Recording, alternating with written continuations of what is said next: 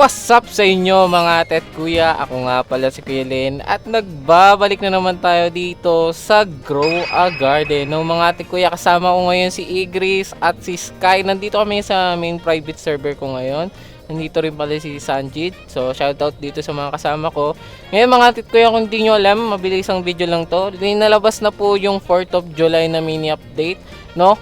Ginawan ko to ng leak kahapon. Ewan ko kung napanood nyo. Kung napanood nyo naman, meron na pong stocks. Kita nyo naman, sabi sa merchant, leaving in 23 hours. So ngayong araw lang to, once na mawala to, wala na po, okay? Hindi nyo na po makikita tong merchant na to. And dito nyo lang po makikita yung bald eagle, okay? So mga tit kuya, dapat nandito na kayo kanina pa, or dapat kanina nandito kayo kasi may mga pa-event si Jandel, mga ano? Black hole!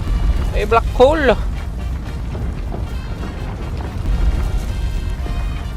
Mga admin abuse, okay? So hindi na natin papatagalin tong mga video to mga tit kuya, kasi gusto ko pakita sa inyo kung ano ba tong mga bagong seeds na to, and gusto ko rin malaman kung ano ba nang gagawa nila. So unahin natin dito sa Liberty Lily seed mga tit kuya. Titignan natin kung maganda ba tong Liberty Lily, no? So tanim natin dito yung Liberty Lily mga tit kuya, kasama ko naman sila. Papatulong na lang din ako sa kanila para mabilis tumubo yung Liberty Lily. So tanim na natin. Tingnan natin kung mabilis bang tutubo yung Liberty Lily, no? So, ay, Ray, sakit sa mata. Ray, Ig, tabi mo. Ang sakit sa mata. Nako po, wait lang. So, ayan natin, ang gala ni Igris. And yung Liberty Lily is mabilis lang siyang tumubo, no? So, tanim na natin, diligan na natin para mabilis siyang umano. So, papatulong na lang tayo sa kanila para mabilis tumubo tong mga itatanim natin, okay? Mabilisan lang tong video to mga tit kayo kay magala. Liberty Lily, para siyang ano, ang tawag dito, Lily of the Valley yung pinaka-base niya. Nakita nyo? Parang Lily of the Valley. Water. Lagyan natin ng sprinkler. Lagyan natin ng sprinkler. Basic sprinkler. Ayan, sprinkler natin. Tapos, ayan, fully grown na pala yung, Liberty Lily. Ngayon, hindi pa pala siya, hindi lang, aray! Hindi pa pala siya fully grown, wala pa pala yung bunga niya. So habang wala pa yung bunga niya, tanim na rin natin tong firework flower seed. Di ko alam kung maganda tong mga to, okay? Ngayon ko palang malalaman din kasi kaka-update lang po, no? So, ano na natin to? Na rin natin to, sprinkler na rin natin. Tapos balikan ko na lang kayo kapag lumabas na, okay? So ito mga ate kuya, tumubo na yung dalawa, no? Ito yung firework flower. So may spoil na kayo kasi pinag-i-inspect tong mga kasama ko, hindi sila makapagantay eh. Nakita nyo naman, wala akong ginamit na ibang sprinkler bukod sa basic para lang tumubo kagad tong mga to. So itong firework flower, taga lang, 82% pa rin kasi siya eh. So anuhan pa natin tong firework flower. Gusto ko makita kung ano yung pinakabunga nito. Ito siguro pinakabunga, pero bakit may mga ganito? Ay, ito ata. Ewan ko kung ano yung pinakabunga niya. Pero ito yung Liberty Lily mga atit kuya, okay? Ito yung Liberty Lily. Asa na yun? 10 kilograms and nasa 80k na siya, okay?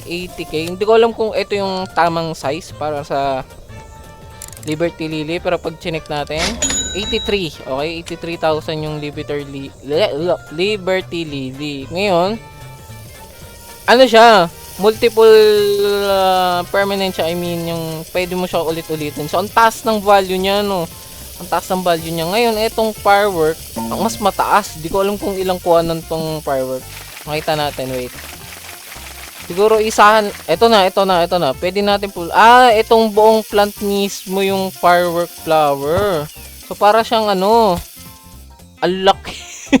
Ang laki naman ito.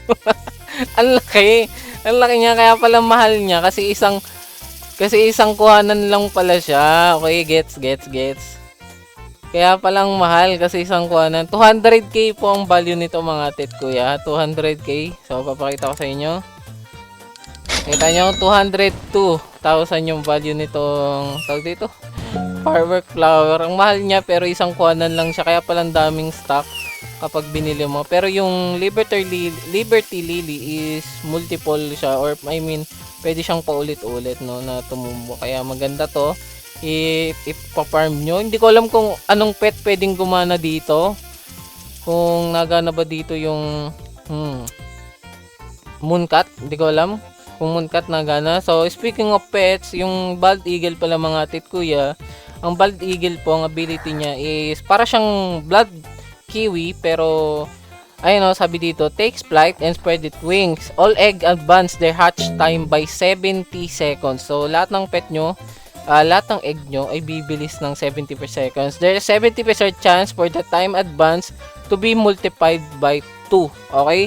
So, hindi lang na 70 seconds, may 70% chance pa na times to yon. Ibig sabihin, magiging almost 140 seconds yung magiging ano niya. Every 7 minutes yun. So, sobrang ganda na niya. Lalo na kung meron kang 6 na piraso. Talagang saglitan lang to. Pero yung kiwi, alam ko nasa 45 seconds ang pinapabilis niya.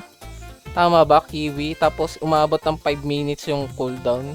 So, para siyang kiwi nga. Parang kiwi. Pero to kasi, all eggs. Okay? All eggs. Ibig sabihin, lahat ng eggs mo tataas. Hindi lang isa. Ako kasi ngayon, isa lang yung ano ko, kaya isa lang yung nataas. So, mas maganda to compare sa kiwi pag inisip nyo, okay? Tapos may times 2% pa na 70%. So, yun lang naman yun, no? Pinakita ko na sa inyo, sobrang bilis lang ng video, diba? Hindi nyo mapapansin. Gusto ko lang pakita sa inyo na nagkaroon po ng mini update ng 4th of July. And bukod pa po to sa update bukas na prehistoric, okay? And nagre-reset pala siya every 30 minutes, nagre-reset siya.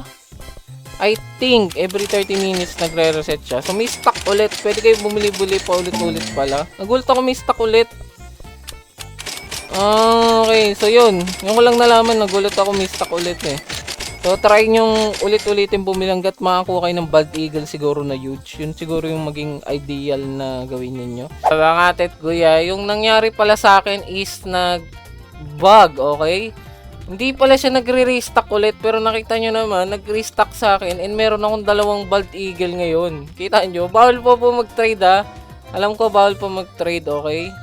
Alam ko bawal po mag-trade. Tatry natin trade yung Sand Snake ko sa kanya. Pick up lang, pick up. Bawal pa bawal po mag-trade. So, nag-bug sa akin, dumoble yung Bald Eagle. Feeling ko 1 per account lang to. Pero nag-bug sa akin, okay? Nag-bug sa akin. So, yun lang. Hindi pala siya nagre-reset every 30 minutes or every hour siguro. Hindi ko alam. Nag-bug sa akin. Naging 2 yung Bald Eagle ko. So, kuha na lang kayo madaming stock ng Liberty Lily kasi ano siya, paulit-ulit pwede. Tapos, pwede rin yung Firework Flower kasi nga, daming stock. Nakita nyo naman. So, yun lang. I hope nag-enjoy kayo. May natutunan kayo sa video to mga Tet Kuya. Hanggang dito lang ako. Okay, kita-kita tayo ulit sa leak mamaya. Baka magawa pa ako ng isang video. Hindi ko alam. So, kita-kita tayo mga Tet Kuya. Ingat kayo palagi and God bless po sa inyo. So, shoutout ulit sa mga kasama ko. Okay? So, bye-bye!